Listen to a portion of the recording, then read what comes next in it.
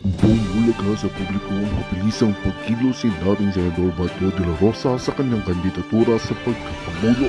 Tinawag niya ang kanyang pagtakbo bilang pagtugon sa mga hamon ng panahon, partikular na sa usapin ng krimen at seguridad sa bansa. Matapos ang kontrobersyal na pahayag niya kamakailan, tila nagpasya na siyang maglakas loob at sumabak sa politika ngayong halalan. Sa ibang balita, hindi rin nagpahuli si dating PIDEA Chief Aaron Aquino.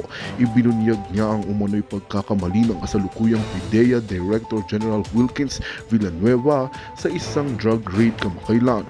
Ayon kay Aquino, maling-mali ang naging hakbang ng ahensya sa operasyon na iyon at ito'y humantong sa hindi kanais-nais na resulta. Nagdulot ito ng panghihinayang sa PIDEA na siyang nangangalaga dapat sa kaayusan at kahusayan ng anti-drug campaign ng gobyerno. At sa usapin naman ng politika, tila hindi rin mapakali si dating senador at kasalukuyang Pangulo na si Bongbong Marcos at ang kanyang may bahay na si First Lady Liza Araneta Marcos. Sa gitna ng patuloy na paghahanda para sa nalalapit na halalan, ramdam ang kanilang kaba at excitement. Sa bawat hakbang at salita, tila handa silang harapin ang mga hamon at oportunidad na magdudulot ng pagbabago sa kanilang buhay at ng sambayanan.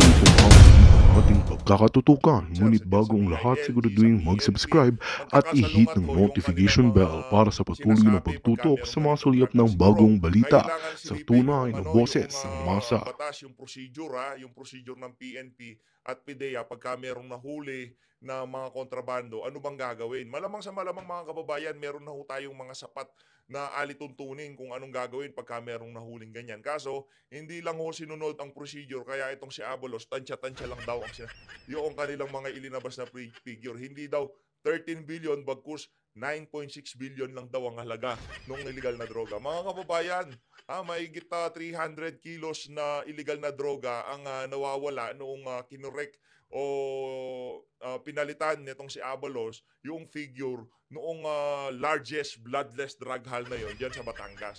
Kaya kailangan ho talagang maimbestigan yan sa Senado at ayusin yung procedure nitong PNP at PIDEA. Ako po, excited na ho tayo dito. Bukas ho, sabay-sabay ho natin panoorin to at itong PIDEA leaks, yung dokumento na kung saan sinasabi ng PIDEA, AI generated yan.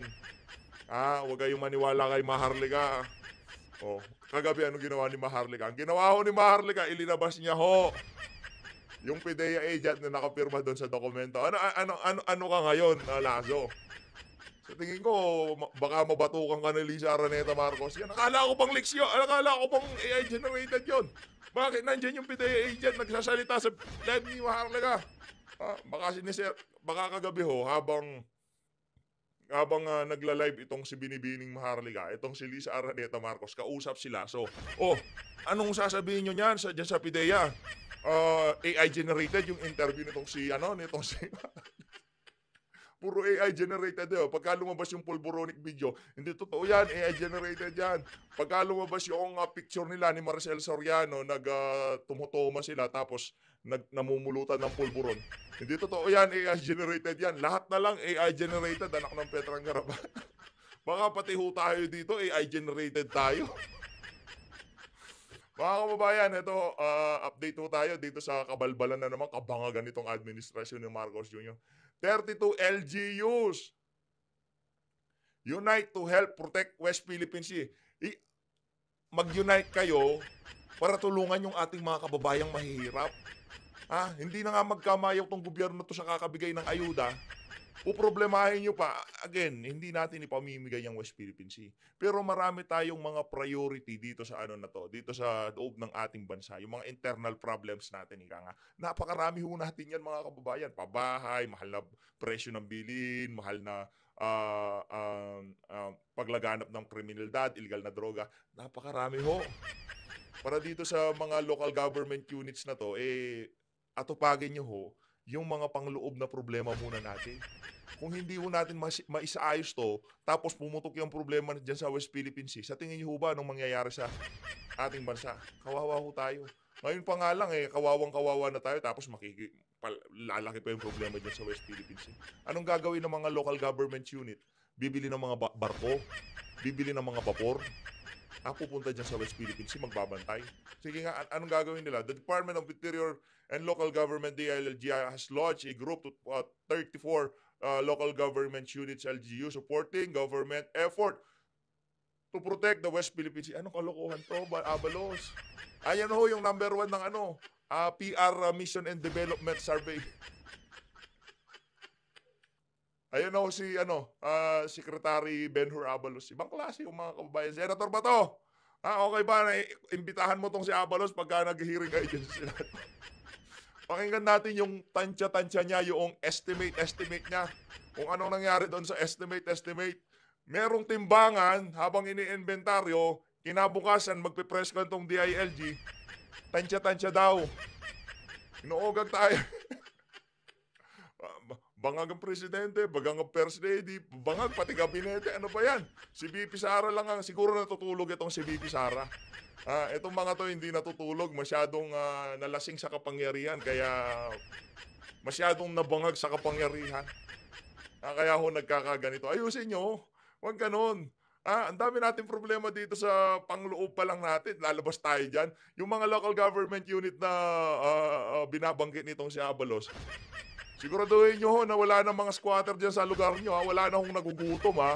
Ang dami ho natin problema sa panloob. Tapos pupunta kayo dyan sa West Philippine Sea. Hindi natin pinamimigay. Atin yan. Pero ayusin muna natin yung mga problema natin sa panloob. Yan, ano yan?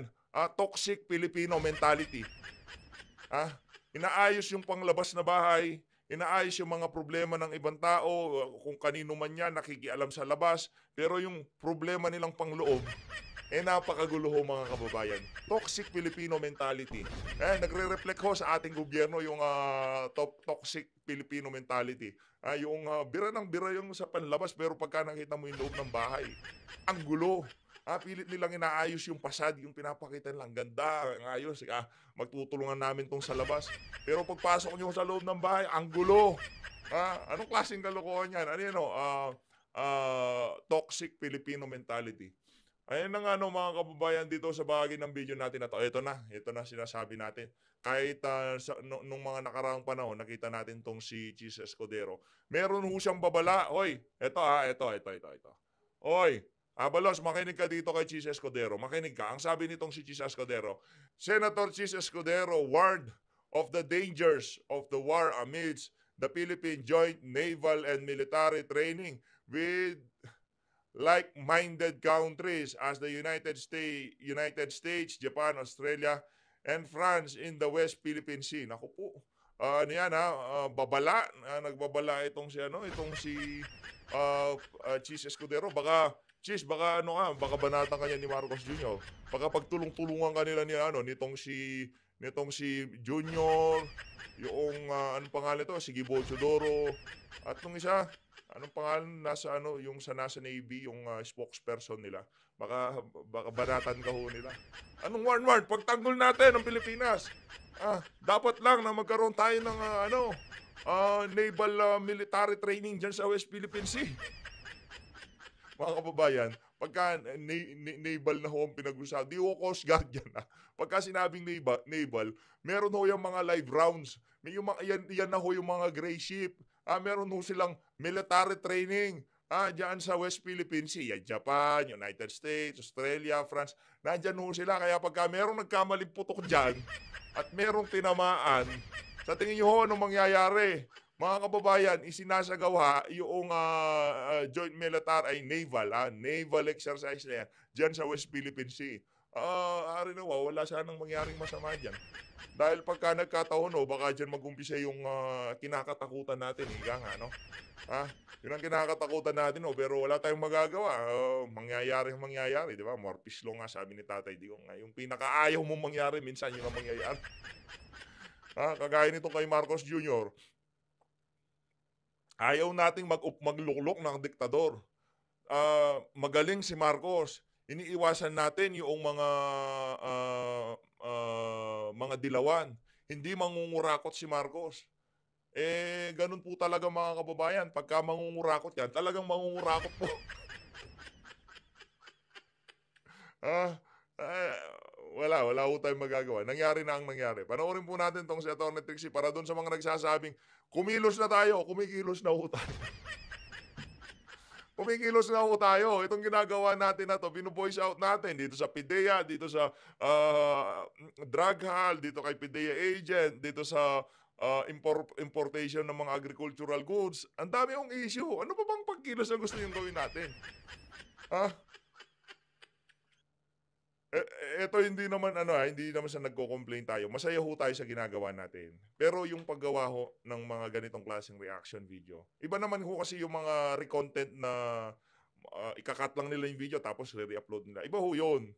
Yung atin ho kasi dito, kahit papaano nagsasalita ho tayo at, binibigay ho natin yung punto de vista natin. Hindi naman ho gano'n kadali. Ah,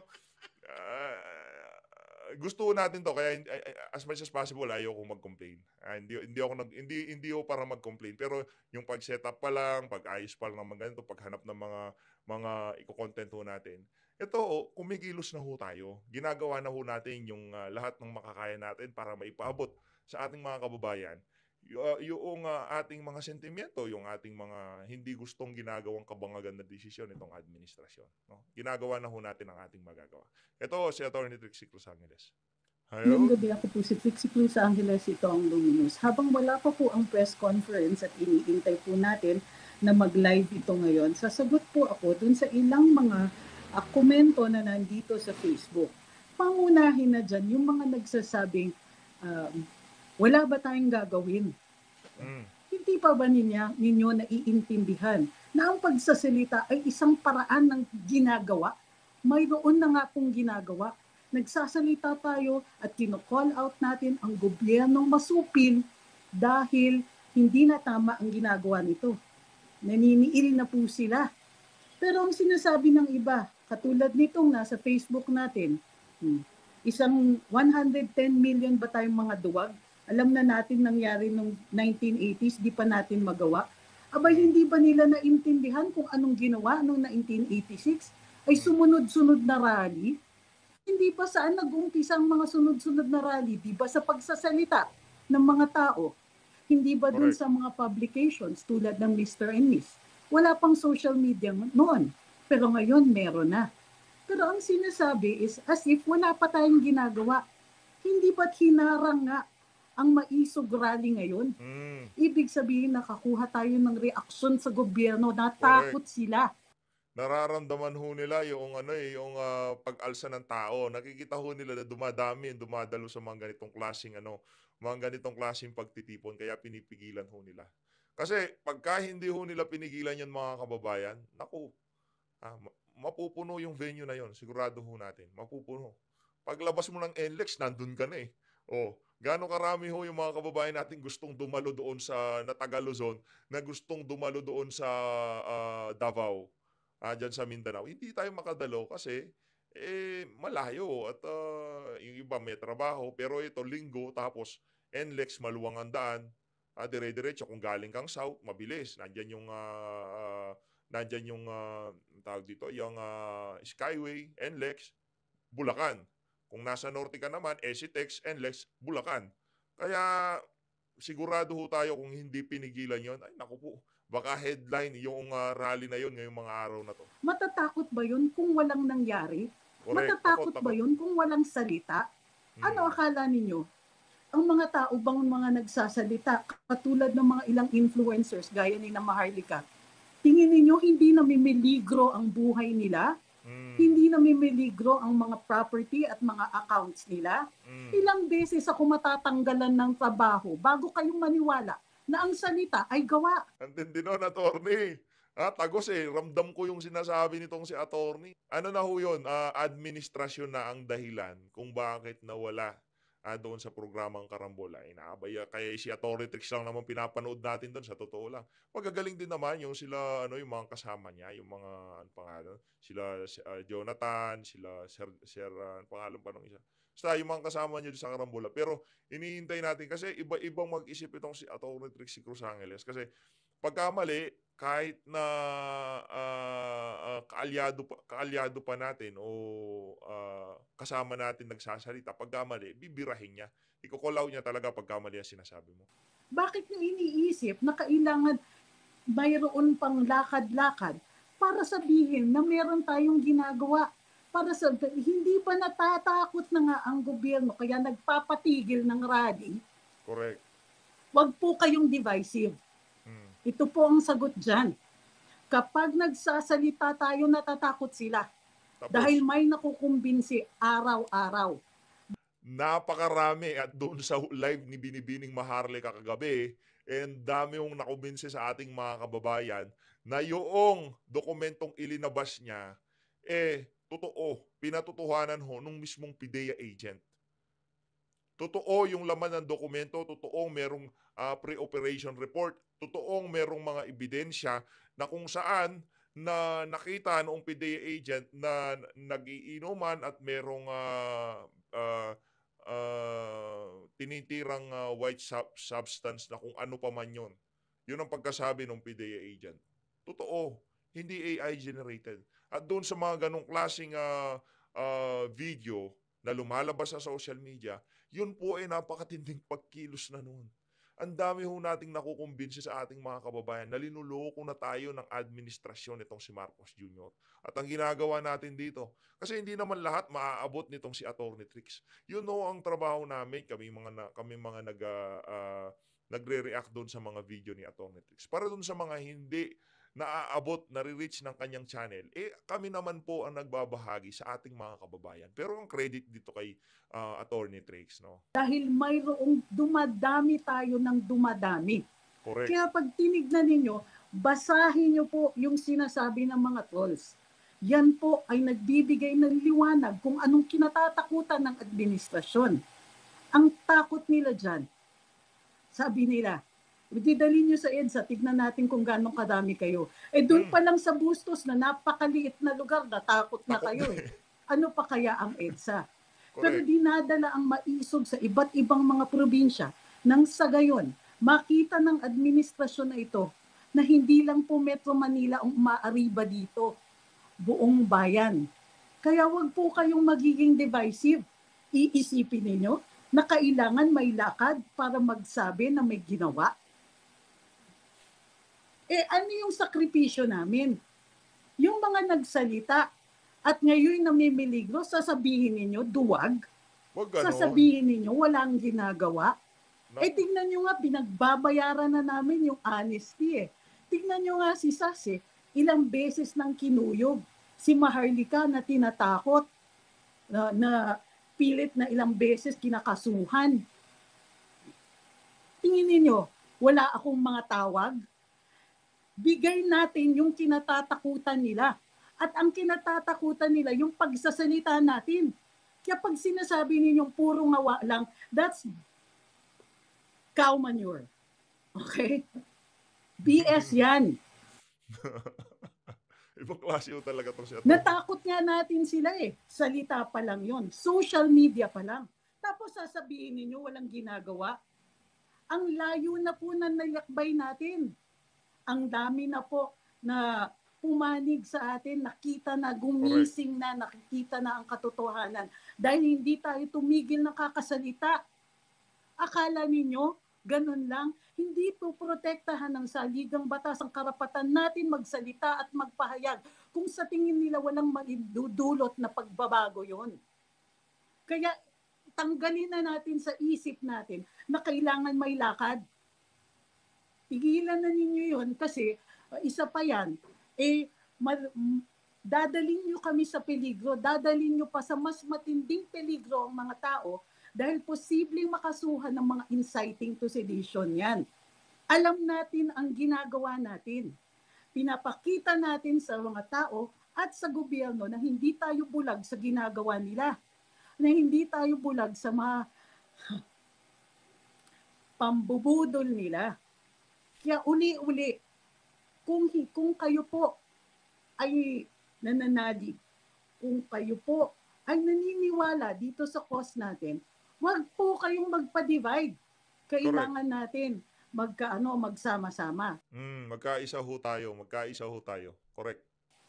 At isa pa, wag na po kayong mag-blame. Hahanap pa kayo ng ituturo eh. Si Inday Sara, kung sino-sino pa dyan. Wala na. Tapos na. All in good time. Mm. Kung hindi nyo nakikita ang strategiya, wag nyo pa munang bakbakin. Correct. Hindi po tama yung mga ganyan. Pinupush back nyo lang yung mga pagbabago. Wino-water down nyo lang po yung galit ng tao. Naghahanap lang po kayo ng pagbibintangan. Pwes, matuto sa 1986. Don't be divided. Okay, nag-start na yata si Pangulong Duterte. Be brave. Don't be divisive. Speak up if you must speak up. Pero ang hindi natin kakayanin ay yung divisions. Yung sarili natin pagkakawatak-watak. Ginagawa na nga ng mga trolls yan eh. Tayo pang magtutulong sa kanila. Tama na yan. Magkaisa na. Maraming salamat. Nonood muna tayo ng live ni Pangulong Duterte. Ayun na nga mga kababayan, dito naman ho sa bahagi ng video natin na to, ano ho tayo, meron ho tayong na-miss doon sa video nitong si Binibining Maharlika kagabi. Ito yung umpisa noong video ni Binibining Maharlika kaugnay dito kay PDEA agent. Pakinggan nyo ho ito mga kababayan. Thank you. Kayo po ba si Jonathan Morales? Magandang gabi po sa inyong lahat. Ako po si dating PDEA agent Jonathan Morales. Ayun. Okay. Sir, gusto ko lang i-identify nyo itong pirma ninyo sa dokumentong hawak ko. Yan. Kung nakikita po niya. Para doon sa mga nagsasabing hindi naman totoo, hindi naman yung PDEA agent yan, planted yan, pakawala yan ng mga kalaban ni Marcos Jr. Yan po ba ay pirma nyo, Mr. Jonathan? Opo, pangalan ko po yan at pirma ko.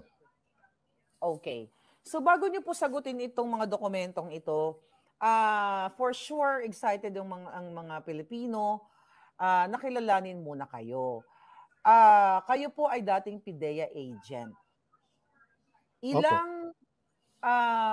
Kailan po kayo nagsimulang magtrabaho sa PDEA or kung dati ba kayong pulis? Pakibigyan mo nyo po kami ng background ninyo, sir. Dati po akong pulis at ako ay na-recruit sa Philippine Drug Enforcement Agency ni dating PDEA Director General Junicio Santiago noong 2009. Okay, 2009.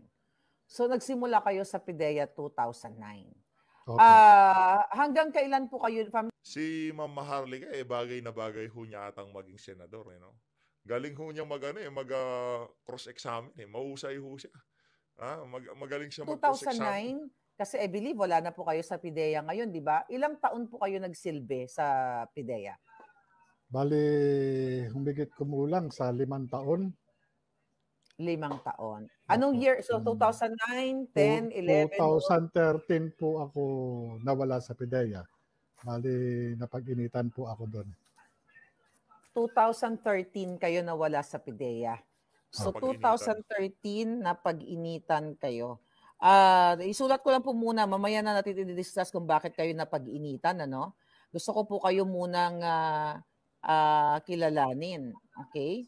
So before po ba kayo sa PDEA, saan po kayo galing na sektor ng private practice? Saan po kayo dati galing? Bali, investigador po ako sa PNP nung araw. Nung ma-recruit ako sa PDEA, gawa ng nagkaroon ng vacuum nung panahon na nire-recall yung mga ibang law enforcement units sa PDEA noon. Kaya isa ako doon sa na-recruit ni Gerald Santiago para maging ahente doon sa PDEA nga. So, nung nasa PDEA po kayo, ano yung pinaka-assignment ninyo? Ano yung pinagkakabala nyo during your 4 years o 5 years? Opo. Bali, naging po ako, naging operatiba, naging team leader, at naging hepe ng investigation ng Intelligence and Investigation Service. Okay. So, kanina po sinabi nyo na pag-initan kayo noong 2013. Paano po yung napag-initan kayo, sir? Ito po yung mga paumanhin po kasi kung mamarapatin po ninyo ay meron po kasing darating na Senate investigation at siguro yung doon ko na lang po sasagutin Okay. yon. Ngayon po, Okay. doon sa mga iba itatanong nyo po, baka yun pa pwede ko pong sagutin kung Okay. ano po, mamarapatin po ninyo. Okay, sir. Okay, naintindihan ko po. Sige, didiretso na po ako, sir, sa aking tanong. So, gusto ko Opo. lang po i-identify po ninyo yung itong mga dokumentong ipapakita ko sa inyo. Familiar po ba kayo dito sa dokumento na ito? Ayan. Opo, yan po yung pre-operation report na isa sa mga isa Pinakita sa na, mga tawag dito. Alam na nung PIDEA Manual of Operation bago magsagawa ng kahit anong anti-illegal drugs operation. Okay. So ito po ay dated March 10. Alright? Familiar po ba kayo dito sa mga dokumentong ito? Yan po yung yung cover letter doon sa ginawa kong pre-ops at saka yung authority to operate para po doon sa aking boss. Okay. So ito po, sir. Familiar kayo dito? Kasi may pirma Yan nyo. po yung authority to operate. Nakalagay po dyan yung yung mga vehicles na gagamitin para doon sa operation. Okay. At saka yung duration ng operation. So sir, sa makatuwid, ito pong mga dokumentong itong hawak ko ngayon na ipinakita sa inyo na may pirma nyo, hindi po siya AI.